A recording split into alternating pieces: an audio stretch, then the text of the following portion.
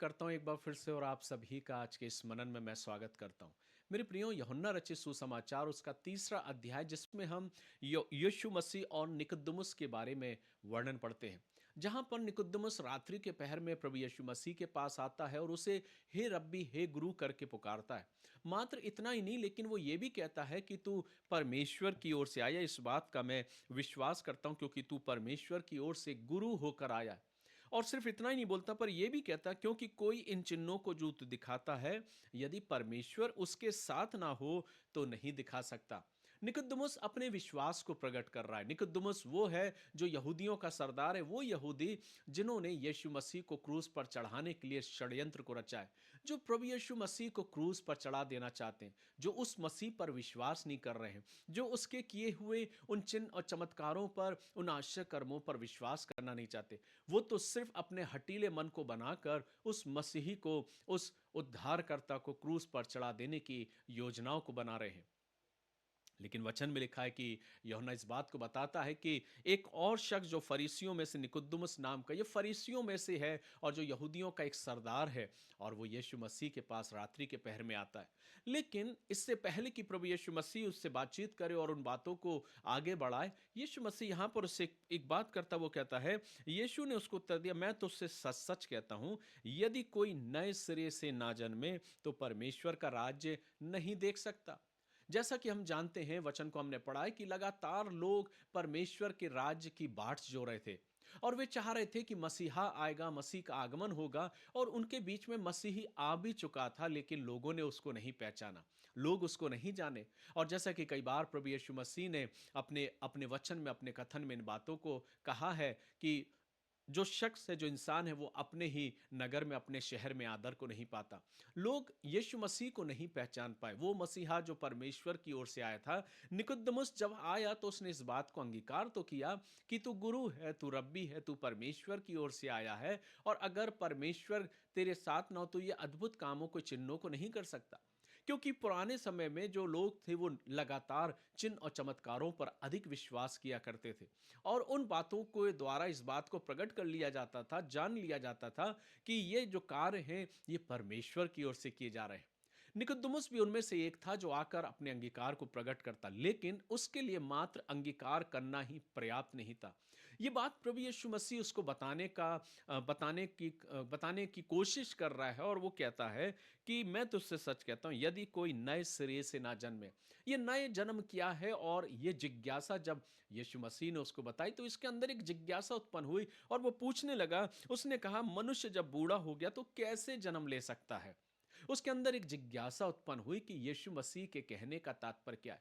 वास्तविकता यह थी कि निकुदेमुस को अपने जीवन में उस नए जन्म के बारे में और पूछना था और जानना था, चूंकि वो स्वयं एक गुरु था, यहूदियों का सरदार था, और जिसके विषय में प्रभु यीशु मसीह उससे कहता भी है।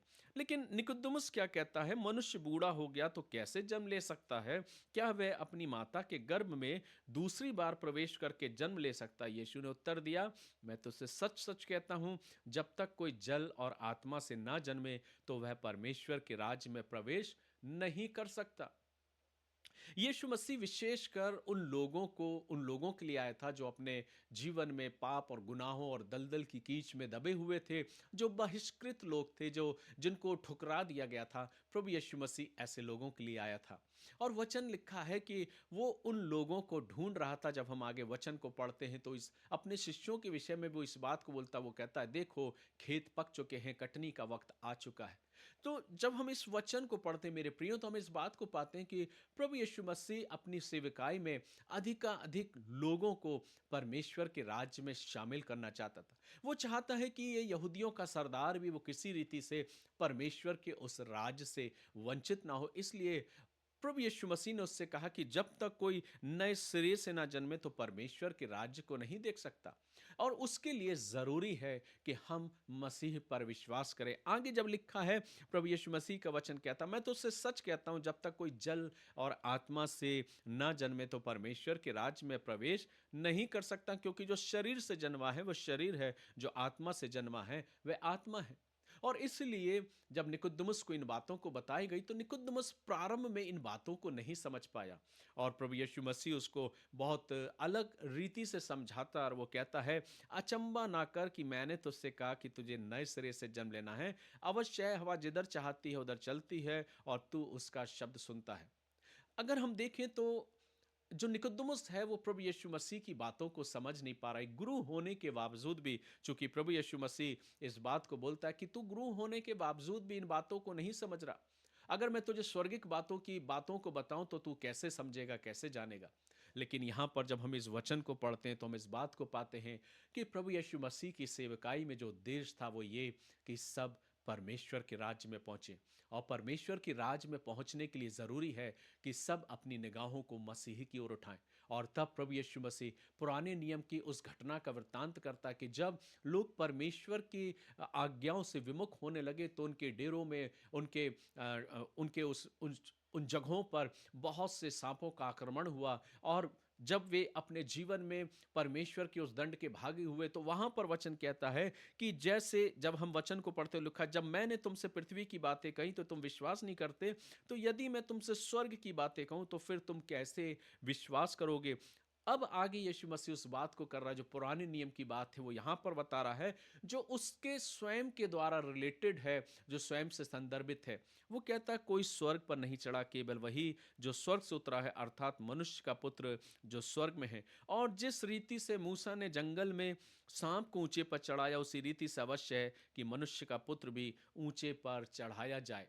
यहाँ पर प्रभु यीशु मसीह स्वयं अपने उस त्याग और बलिदान के बारे में वृत्तांत कर रहा है कि अवश्य है कि मुझे चढ़ाया जाएगा, क्रूस पर मैं चढ़ाया जाऊंगा, और जितने लोग मेरी ओर दृष्टि को करेंगे और मुझ पर मेरे उस बलिदान पर विश्वास करेंगे, वे उस अनंत जीवन को पाने पाएंगे।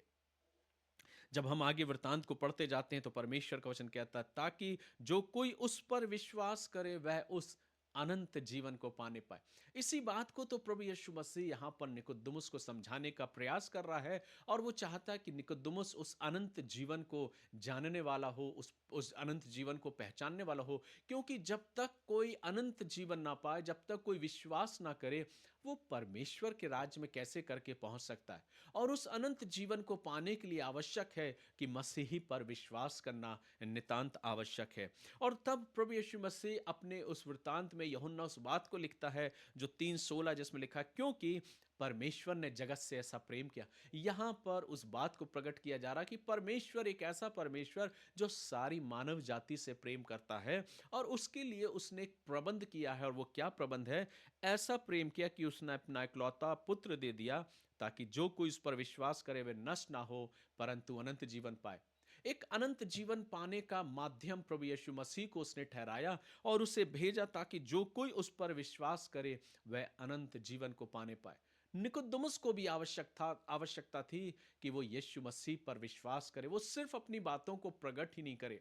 कहीं ना कहीं ऐसा प्रतीत नजर आ रहा है कि वो रात्रि के पहर में आया है, यीशु मसीह को गुरु करके स्वीकार कर रहा है, यहां तक यह भी मान लिया है कि तू परमेश्वर की ओर से आया है, और जब तक परमेश्वर तेरे साथ ना हो तो ये अद्भुत चमत्कार या आश्चर्य कर्म तू नहीं कर सकता। इस बात की तो घोषणा उसने करी। लेकिन अब जरूरी था कि तुझे भी मेरे उस बलिदान पर विश्वास करना आवश्यक होगा। और यीशु मसीह उसको वो शिक्षा को दे रहा है और उस बातों को वो प्रकट कर रहा है। जैसा कि वचन में आगे लिखा, जब हम वचन को पढ़ते हैं तो हम पाते हैं कि वह दोषी ठहर चुका, इसलिए उसने परमेश्वर के इकलौते के नाम पर विश्वास नहीं किया। और दंड की आज्ञा का कारण यह है कि ज्योति जगत में आई, मनुष्यों ने अंधकार को ज्योति से अधिक प्रिय जाना।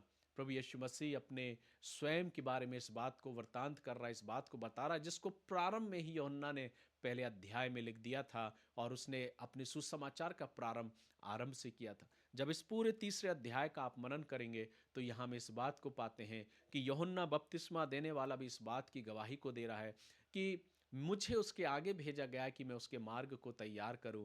मैं घटूं वो बड़े, इस प्रकार से यूहन्ना भी अपने जीवित गवाही को वो देता है और उसे मसीहा करके घोषित करता है। निकुदेमुस एक आशा और विश्वास के साथ प्रभु के पास आया।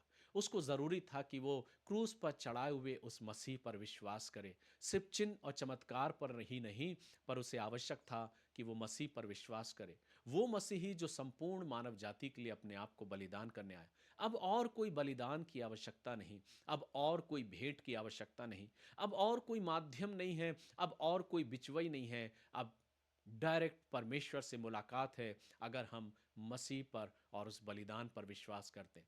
इसी बात को निकुदेमुस को वो बताता, अगर कोई नए सिरे से ना जन्मे, और वो नए सिरे से जन्म लेने का तात्पर्य जल और आत्मा से अर्थात मसीह पर विश्वास रखते हुए अपने जीवन को उसकी ओर उठाना है, उसकी ओर देखना है। सो मेरे प्रियो, जब इस अध्याय को हम पढ़ते हैं तो हम इस बात को पाते हैं कि ये अध्याय, तीसरा अध्याय, मुझसे और आपसे भी ये बातें करना चाहता हूं। और मैं प्रार्थना करता हूं कि पवित्र आत्मा हमारी निगाहों को खोले, हमारी निगाहों को खोले, कि हम प्रभु पर विश्वास करने वाले हों। हम प्रभु पर विश्वास करें और उस बलिदान पर विश्वास करें जो बलिदान सर्वोच्च बलिदान है, जो एक बहुमूल्य, एक बेशकीमती बलिदान है, जो स्वयं मसीह के खून के द्वारा, मसीह के बलिदान के द्वारा मुझे और आपको अनंत जीवन मिला है। इसलिए तो कल मैंने आपसे कहा था, जब हम वचन पढ़ रहे थे, तो जैसा कि मैंने बताया था कि यीशु मसीह ने मंदिर में से सबको इसलिए निकाल दिया क्योंकि अब परमेश्वर की निकटता में जाने के लिए कोई और दान दक्षिणा देने की आवश्यकता नहीं, कोई और बिचवई की आवश्यकता नहीं, क्योंकि मसीही स्वयं मेरे और आपके लिए बलिदान बन के प्रभु के सम्मुख उपस्थित हुआ है। उसने मेरे और आपके लिए अपने आप को बलिदान किया है। बस मुझे ये करना है कि मुझे अगर अपने जीवन में उस राज्य में प्रवेश करना, उस अनंत जीवन को पाना है, तो मुझे प्रभु के बलिदान पर विश्वास करना है। आपका क्या मानना है मेरे प्रियो? प्रभु हमारी बुद्धि को खोले, हमारी निगाहों को खोले कि हम चिन्ह और चमत्कार से उठकर उस मसीह पर, जो क्रूस पर चढ़ा हुआ मसीह है, उस पर हम विश्वास करें।